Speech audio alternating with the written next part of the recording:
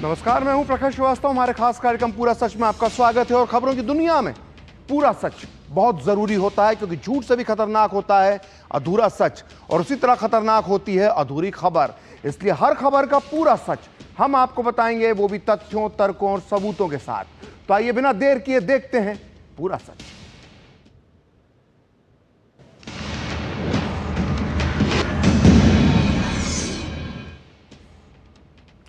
तो भगवा सिर्फ रंग नहीं है, यह त्याग की ज्वाला है।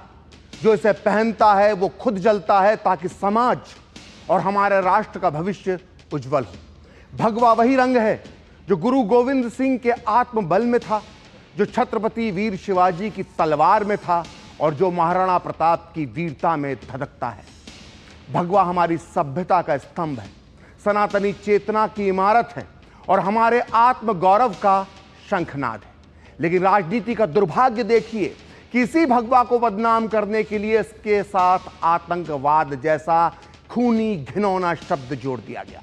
लेकिन सनातन धर्म को बदनाम करने की यह साजिश आज अदालत में हार गई।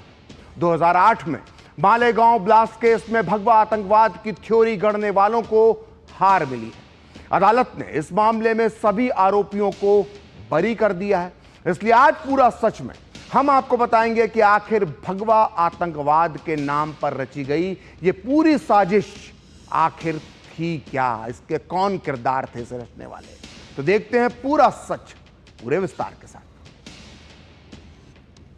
तो मालेगांव में 29 सितंबर 2008 को धमाका हुआ था। इसमें 6 लोग मारे गए थे और इसमें करीब 100 लोग घायल हो गए थे। इस केस में 7 मुख्य आरोपी थे, जिनमें बीजेपी की पूर्व सांसद साध्वी प्रज्ञा ठाकुर, कर्नल पुरोहित, रमेश उपाध्याय, अजय राहिरकर, सुधाकर चक्रवर्ती, समीर कुलकर्णी और सुधाकर धर द्विवेदी शामिल थे। लेकिन 1.5 दशक से अधिक समय तक चली सुनवाई के बाद आज जब एनआईए की विशेष अदालत ने फैसला सुनाया तो ये 7 आरोपियों को बरी कर दिया गया। लगभग 17 साल तक चले इस मुकदमे के दौरान न केवल जांच एजेंसियां बदली, बल्कि 5 अलग अलग जजों ने भी मामले की सुनवाई की। और आखिरकार आज स्पेशल जज ए.के. लाहौटी ने इस मामले का फैसला सुनाया। उन्होंने कहा कि आतंकवाद का कोई धर्म नहीं होता है और किसी भी धर्म में हिंसा की अनुमति नहीं है, लेकिन न्याय यानी इंसाफ, नैतिकता या जनता की सोच के आधार पर नहीं दिया जा सकता। जस्टिस लाहौटी ने कहा कि अभियोजन पक्ष अपने आरोपों को साबित करने के लिए विश्वसनीय और ठोस सबूत पेश नहीं कर सका। इसलिए कोर्ट ने माना कि अभियुक्तों को दोषी ठहराने के लिए पर्याप्त कानूनी आधार नहीं है और सबूतों के अभाव में अदालत ने 7 आरोपियों को बरी कर दिया। लेकिन इस फैसले ने जो बात सही साबित हुई वो ये कि भगवा आतंकवाद ना कभी था और ना कभी होगा। हम विस्तार से बताएंगे इस नैरेटिव को गढ़ने की साजिश का पूरा सच क्या है और किन्होंने ये साजिश रची थी। लेकिन पहले आप सुनिए इस मामले में आरोपी रहे सुधाकर चतुर्वेदी के वकील रंजीत सांगले ने फैसले के बारे में क्या बताया। आज कहीं तो न्याय हुआ है ऐसी भावना है, ठीक है। हम सब लोग भावुक भी हैं और भावनाएं भी उमड़ के आ रही हैं, लेकिन न्याय हुआ है। 323 गवाह इसमें उपस्थित हुए, उनकी गवाही यहाँ पर रिकॉर्ड की गई, जिसमें से ऑलमोस्ट 40 गवाह ये हॉस्टाइल डिक्लेयर कर दिए गए। तकरीबन 30 गवाह इसमें डिसीज्ड हैं, उनको एग्जामिन नहीं किया गया, दे वर ड्रॉप्ड, और 40 से ज्यादा विटनेसेस वर ड्रॉप्ड। और जो भी एविडेंस अभी तक सामने आया है वो किसी भी प्रकार से आरोपियों की अभियुक्तों को दोषी करार करने के लिए पूरा नहीं है, और इसमें किसी भी तरह का षड्यंत्र या साजिश या किसी भी प्रक्रिया का बॉम्ब विस्फोट इन आरोपियों ने नहीं किया, ऐसा क्लियर फाइंडिंग माननीय न्यायालय की ओर से आया है। तो इस फैसले में एनआईए स्पेशल कोर्ट ने सभी तर्कों को खारिज कर दिया, जिसके आधार पर 2008 में महाराष्ट्र एटीएस ने आरोपियों के खिलाफ मकोका लगाया था। आतंकी हमले के इतिहास में यह पहला मौका था जिसमें किसी हिंदू संगठन का नाम आया था। केंद्र में उस समय कांग्रेस के नेतृत्व वाली यूपीए की सरकार थी। तब पहली बार राजनीति में भगवा आतंकवाद जैसे शब्द की एंट्री हुई और गैर बीजेपी दलों ने लंबे समय तक भगवा आतंकवाद शब्द का इस्तेमाल किया। फैसले के बाद साध्वी प्रज्ञा सिंह ठाकुर कोर्ट में भावुक हो गईं और जज लाहौटी के सामने उनकी आंखों से आंसू छलक पड़े। कोर्ट से बाहर निकलते हुए उन्होंने कहा कि उनके जीवन के 17 साल बर्बाद हो गए। ईश्वर उन्हें दंड देगा जिन्होंने भगवा को बदनाम करने की कोशिश की। कर्नल पुरोहित ने कहा कि देश सर्वोपरि है और इसकी नींव मजबूत होना चाहिए। आप भी सुनिए कर्नल पुरोहित और समीर कुलकर्णी ने इस मुकदमे को लेकर क्या कुछ कहा।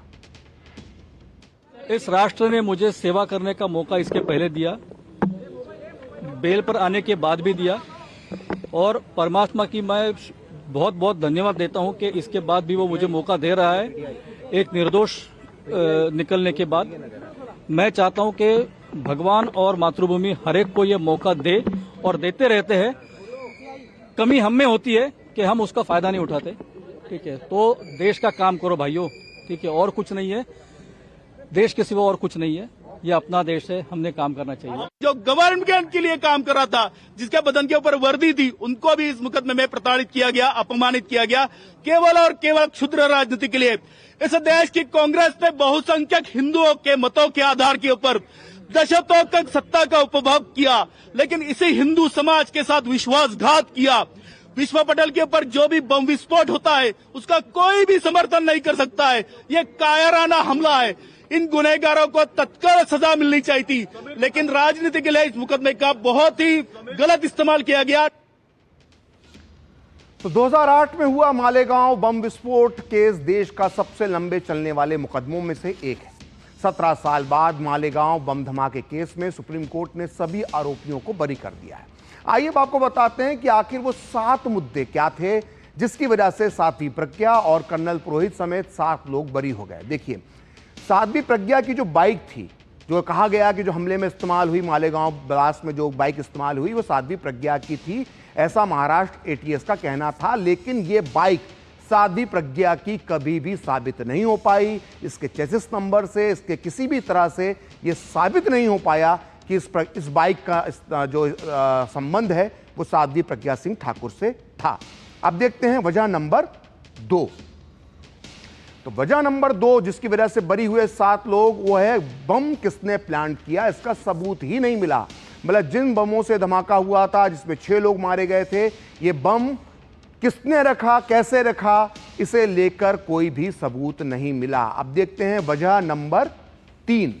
तो वजह नंबर 3 है कि धमाका जिस स्थल पे हुआ था वहां पर किसने आकर बाइक को लगाया, बाइक वहां पर पहुंचाई, बाइक वहां पर रखी, इसका कभी कोई सबूत सामने नहीं आ पाया। ना ये आरोप साबित हो पाया कि इन 7 आरोपियों में से किसी ने वहां पर बाइक रखी थी या रखवाई थी। अब देखते हैं वजह नंबर 4। वजह नंबर 4 है कि विस्फोट बाइक में हुआ, इसका भी सबूत नहीं मिल पाया। मतलब ये विस्फोट हो सकता है कि बाइक में ना इसको प्लांट किया गया हो, किसी और जगह पे किया हो, लेकिन ये स्पष्ट नहीं हो पाया और कोई सबूत नहीं मिल पाया। अब देखते हैं वजह नंबर 5। तो वजह नंबर 5 है कि कर्नल पुरोहित के आरडीएक्स लाने और बम बनाने के सबूत नहीं। कर्नल पुरोहित पर यह झूठे आरोप लगाए गए थे कि सेना के माध्यम से उन्होंने आरडीएक्स अरेंज किया, उससे बम बनवाए, लेकिन ये कोई भी सबूत, किसी भी तरह का सबूत कर्नल पुरोहित के खिलाफ साबित नहीं हो पाया। और कर्नल पुरोहित के बरी होने की सबसे बड़ी वजह यही रही। अब देखते हैं सबूत नंबर 6 जो साबित ही नहीं हो पाया। साजिश की बैठकों के सबूत नहीं मिले। देखिए, पहले दावा किया गया था कि भोपाल और अन्य शहरों में मालेगांव ब्लास्ट के पहले आरोपियों ने बैठकें की थी और इन बैठकों से जुड़े कुछ सबूत होने की बात कही गई थी, लेकिन वो सबूत साबित नहीं हो पाए, ना वो सबूत कभी मिल पाए। अब देखते हैं वजह नंबर 7। तो वजह नंबर 7 थी कि जो पुलिस के पंचनामे में थी वो त्रुटियां थी, कोई डम डाटा नहीं था और जो स्पॉट था जिसकी जांच के समय उसकी बैरिकेडिंग होना चाहिए, जो एक नॉर्म्स होते हैं, उनका पालन नहीं किया गया। तो ये वो 7 वजह हैं जिनकी वजह से 7 लोग बरी हो गए। तो आइए देखते हैं इस मामले में वरिष्ठ वकील और राज्यसभा सांसद उज्जवल निकम ने क्या बताया है। हालांकि वो ट्रायल मैंने नहीं चलाई, लेकिन जहां तक मैं जानता हूं कि ये पूरी ट्रायल एक सर्कमस्टेंशियल सबूत पर आधारित है और सर्कमस्टेंशियल सबूत का प्रिंसिपल ये है कि उसकी कड़ी जुड़ाना पड़ता है। कोर्ट ने साफ तौर पर अपने जजमेंट में कहा है कि प्रोसिक्यूशन फेल हो गई है, यानी प्रोसिक्यूशन फेल हो गई, इसका मतलब है कि कोर्ट में प्रोसिक्यूशन ये साबित नहीं कर पाई अभियुक्त के खिलाफ जो संगीन आरोप लगाए थे। तो मालेगांव ब्लास्ट में एनआईए कोर्ट का फैसला आने के बाद बीजेपी ने कांग्रेस पर हमले तेज कर दिए हैं। महाराष्ट्र के मुख्यमंत्री देवेंद्र फडणवीस ने कहा है कि कांग्रेस के नेतृत्व वाली यूपीए सरकार ने भगवा आतंकवाद और हिंदू आतंकवाद का नैरेटिव सेट करने की साजिश रची थी और आज उसका पर्दाफाश हो गया। वहीं रविशंकर प्रसाद ने कहा कि कांग्रेस की भगवा आतंकवाद की थ्योरी पूरी तरह से नाकाम हो गई है। आज भी सुनिए बीजेपी नेताओं ने क्या कुछ कहा। पूरा मालेगांव का केस तैयार किया, आज उसका पर्दाफाश हो गया है। कोर्ट ने सबूतों के आधार पर एक इतना खोखला था, ये कैसा षड्यंत्र था, ये किस प्रकार से रचा गया था, ये सारी चीज़ें सामने लाई हुई है। और एक प्रकार से केवल वोट की राजनीति के लिए अपनी वोट बैंक को और विशेष रूप से एक पर्टिकुलर धर्म की वोट बैंक को खुश करने के लिए जिस प्रकार से नैरेटिव लाने का प्रयास कांग्रेस ने किया था और तमाम भगवा और हिंदुओं को आतंकवादी ठहराने का जो काम कांग्रेस ने किया था, आज पूरा देश उसका धिक्कार कर रहा है और हम मांग करते हैं कि कांग्रेस ने माफी मांगनी चाहिए। हमारे एक लॉन्ग स्टैंडिंग एक ऑब्जेक्शन था कि हिंदू टेरर ये सब should not have been used और ये एक कम्युनिटी को अपीस करने के लिए ही कांग्रेस ने किया था।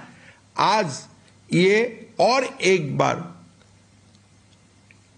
एंडोर्स हुआ कि हिंदू टेरर बोल के कोई कॉन्सेप्ट पहले भी नहीं था, आगे भी नहीं होगा। हिंदू आतंकवाद को देश के ऊपर जबरन थोपने का जो कांग्रेस पार्टी का षड्यंत्र था वो आज धराशायी हो गया। ये कांग्रेस पार्टी की एक सोची हुई रणनीति थी। मैं आपसे कहना चाहता हूं, शुद्ध वोट बैंक पॉलिटिक्स के लिए गृह मंत्री चिदम्बरम ने सैफरन टेरर की बात कही थी और कहां कही थी? डीजीपी के कॉन्फ्रेंस में। याद होगा दूसरे गृह मंत्री सुशील कुमार शिंदे ने भी सैफरन टेरर की बात कही थी और राहुल गांधी ने जो अमेरिकी राजदूत तिमोथी थे उनसे बातचीत में कहा था कि Hindu terror is more deadly than Lashkar-e-Taiba. तो बीजेपी का कहना है कि कांग्रेस ने हिंदू धर्म को बदनाम करने के लिए भगवा आतंकवाद की थ्योरी गढ़ी थी, लेकिन अब मालेगांव ब्लास्ट में अदालत के फैसले के बाद दूध का दूध और पानी का पानी हो गया है। आइए अब इस बात का पूरा सच जानते हैं कि आखिर ये भगवा आतंकवाद शब्द आखिर आया कहां से और इसका पहली बार किसने इस्तेमाल किया था। दरअसल 2004 से 2014 तक यूपीए की सरकार थी, तब प्रधानमंत्री मनमोहन सिंह थे, लेकिन असली कमान सोनिया गांधी के हाथों में हुआ करती थी और इसी दौरान भगवा आतंकवाद की मनगढ़ंत थ्योरी पहली बार गढ़ी गई। 2008 के आसपास के दौर को याद कीजिए, तब देश में आतंकवादी घटनाएं अपने चरम पर पहुंच गई थी। मुंबई, दिल्ली, जयपुर, बेंगलोर, हैदराबाद, अहमदाबाद समेत देश के कई शहरों में आए दिन ब्लास्ट होते रहते थे और इसमें बड़ी संख्या में मासूम लोग मारे जाते थे। ये उस दौर की हकीकत है और इन सभी हमलों में इस्लामिक आतंकवादी संगठनों का हाथ होता था, जैसे लश्कर-ए-तैयबा, जैश-ए-मोहम्मद, हिजबुल मुजाहिदीन। और इन सारे हमलों के पीछे पाकिस्तान की सरकार, उसकी सेना और आईएसआई जैसे लोग उसके लोग होते थे और यही असली मास्टरमाइंड होते थे जो पाकिस्तान में बैठे हुए थे। यानी पाकिस्तान की मदद से इस्लामिक आतंकवादी संगठन भारत में उस वक्त खून की नदियां बहा रहे थे और इन सबसे आम जनता उस वक्त बहुत परेशान थी। वो डर में जीने को मजबूर थी। उस दौर में टीवी हो, अखबार हो, होर्डिंग हो, इन सभी के माध्यम से आम जनता को सचेत किया जाता था कि किसी भी लावारिस वस्तु को ना छुएं, ये बम हो सकती है। सोचिए कितना डर का माहौल रहा होगा। बतौर टीवी पत्रकार मेरा भी यही अनुभव था। आए दिन कोई ना कोई आतंकी हमले की ब्रेकिंग न्यूज आती रहती थी। इस वजह से पूरे देश में इस्लामिक आतंकवादी संगठनों के खिलाफ एक माहौल बनने लगा था। लोग यूपीए सरकार पर सवाल उठाने लगे थे। और इसी दौर में अचानक 2008 में मालेगांव ब्लास्ट के बाद पहली बार किसी हिंदू संगठन का नाम आतंकवादी घटना में सामने आया। किसी को इस पर भरोसा तब भी नहीं हुआ था, लेकिन कांग्रेस के नेतृत्व वाली केंद्र सरकार एक के बाद एक हिंदू संगठनों के जो नेताएं थे उनकी गिरफ्तारी और उनसे पूछताछ करने लगी। जानकारों का मानना है कि यह सब इस्लामिक आतंकवादियों की करतूतों को छुपाने के लिए किया जा रहा था। वहीं कुछ जानकार यह कहते हैं कि यह सब राष्ट्रीय स्वयंसेवक संघ यानी आरएसएस को फंसाने की एक चाल थी।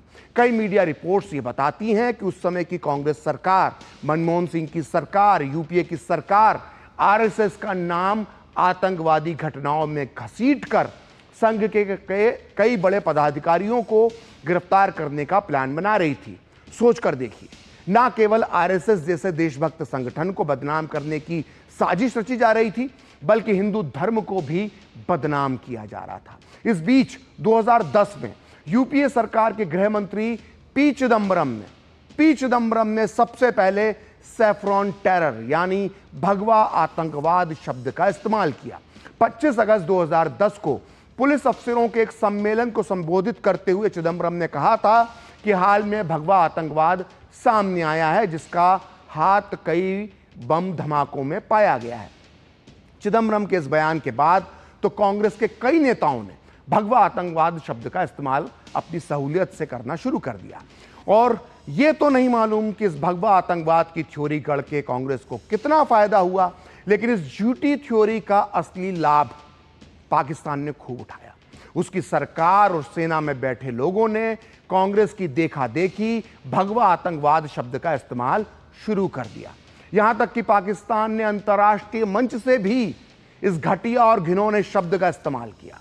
भगवा आतंकवाद की झूठी थ्योरी आखिरकार पाकिस्तान को क्लीन चिट देने में खूब काम आई, और पाकिस्तान को क्लीन चिट देने की मानसिकता आज भी कायम है।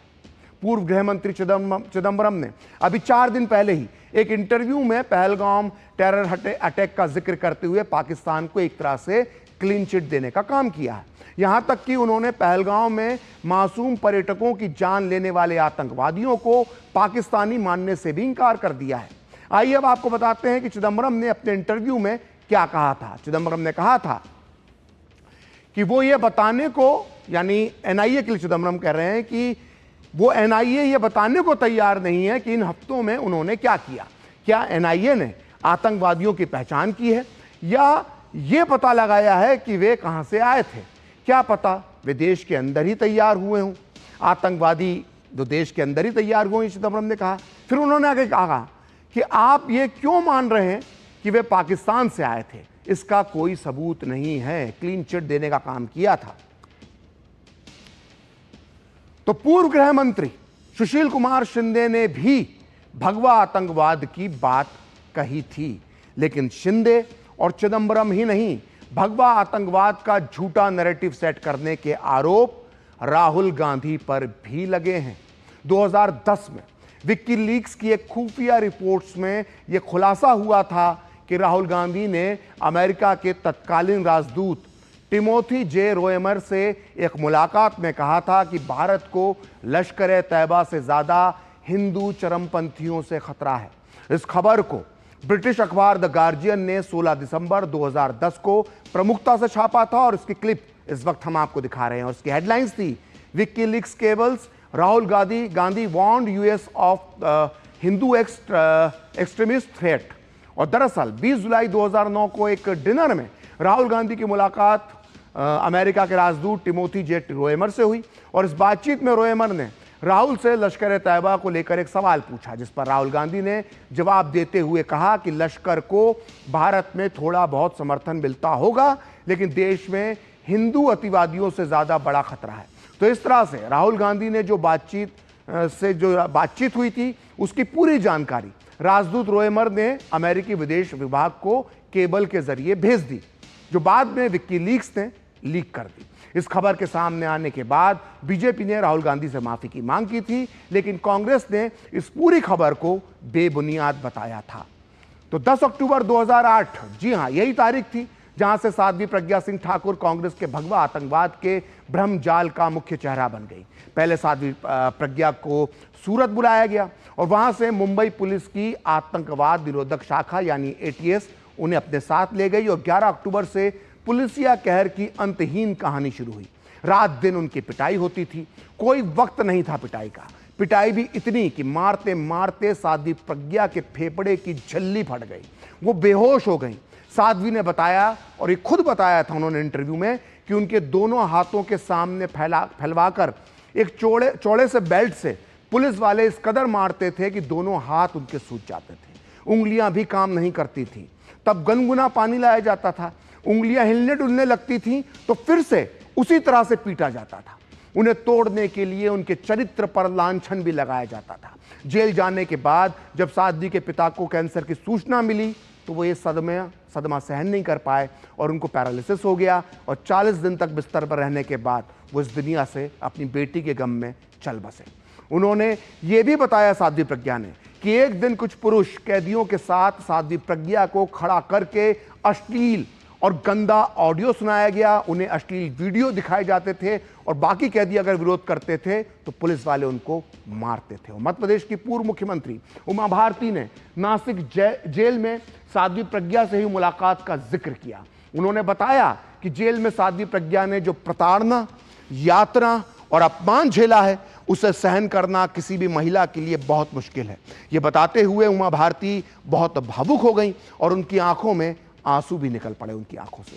आप भी सुनिए अदालत का फैसला आने के बाद उमा भारती ने साध्वी प्रज्ञा के लिए क्या कहा।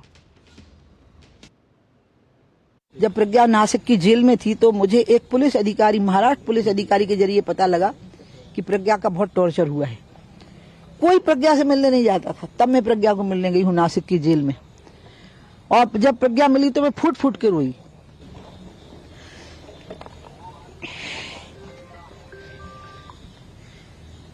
मैं उसके लिए कुछ लिए भी नहीं गई, वो मेरे लिए माला रखे हुए थी और मैं रो रही थी और वो मुझे चुप करा रही थी, क्योंकि जो मैंने उसके बारे में सुना था एक पुलिस अधिकारी के द्वारा, उसने कहा हाँ दीदी ये सब मेरे साथ हुआ है। वो इतना शर्मनाक था, इतना यातनादायक था कि बड़ी मुश्किल से कोई स्त्री उस प्रताड़ना को झेल सकती थी। आप सोच नहीं सकते हैं कि आज मुझे कितना आंतरिक शांति प्रदान करने वाला ये फैसला है।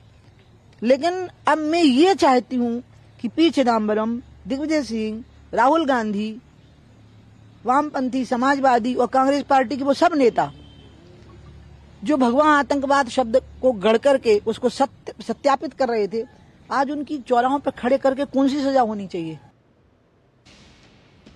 तो पूरा सच में वक्त एक ब्रेक का, और ब्रेक के बाद बताएंगे कोर्ट के फैसले के बाद देश भर के साधु संतों ने क्या कहा।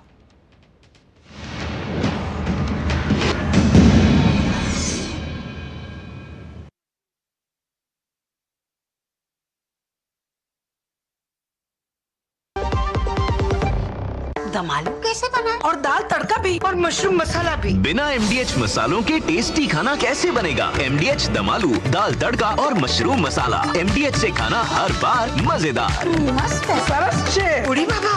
MDH सदा आपको नए स्वाद देने के लिए प्रतिबद्ध है। MDH। यशस्वी प्रधानमंत्री नरेंद्र मोदी जी के संकल्प सबका साथ सबका विकास को माननीय मुख्यमंत्री योगी आदित्यनाथ जी ने सामाजिक एकता एवं समरसता के उच्चतम मानदंडों के साथ बनाया है यूपी सरकार का मूल मंत्र। परिणाम स्वरूप 2017 के बाद उत्तर प्रदेश में सभी को मिले बिना किसी भेदभाव के रोजगार के समान अवसर एवं योजनाओं के लाभ। 8.5 लाख से अधिक सरकारी और 3,75,000 से अधिक संविदा पर नौकरी पाने वाले जहां निष्पक्ष और पारदर्शी प्रक्रिया के साक्षी बने, वहीं अनुसूचित जाति, जनजाति, पिछड़े एवं निम्न आय वर्ग के अभ्यर्थियों को मिला आरक्षण का संपूर्ण लाभ। प्रधानमंत्री गरीब कल्याण अन्न योजना, प्रधानमंत्री आवास योजना और जल जीवन मिशन से लेकर मुख्यमंत्री युवा स्वरोजगार और एक जनपद एक उत्पाद जैसी विभिन्न योजनाएं यूपी में अंत्योदय से सर्वोदय का सपना कर रही हैं साकार। काम दमदार, डबल इंजन सरकार। QR कोड स्कैन करो, 5000 का कैशबैक पाओ। वाह, दिल बन गया। UPI पिन एंटरिंग सिर्फ पैसे भेजने के लिए है। RBI कहता है जानकार बनिए, सतर्क रहिए। जो लक्ष्य चुना था समझ आने लगा है। GLA यूनिवर्सिटी, उच्च लक्ष्य की निश्चित प्राप्ति। अब क्या देख रहे हो पापा? तुम कहते हो ना कि स्टॉक मार्केट में बहुत सोच समझकर इन्वेस्ट करना चाहिए, बस थोड़ा सा ज्ञान ले रहा हूं। किससे? हर एक स्टॉक्स एक्सपर्ट है, मस्त एजुकेशनल वीडियोस बनाता है और अच्छी इन्वेस्टमेंट की टिप्स भी देता है। पापा इन वीडियोस पे ना जाएं, अपना रिसर्च खुद करें या सेबी रजिस्टर्ड इन्वेस्टमेंट एडवाइजर से संपर्क करें। एजुकेशन के नाम पर कुछ इन्फ्लुएंसर्स अक्सर इन्वेस्टर को मिसगाइड करते हैं, नुकसान आपका होगा।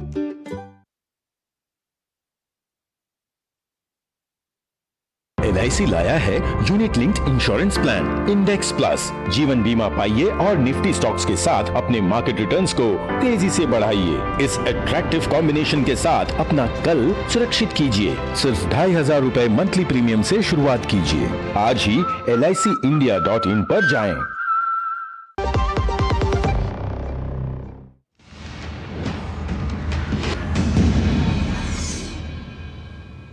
तो आज पूरा सच में इतना ही। तो मुझे और मेरी पूरी टीम को दीजिए अनुमति। नमस्कार।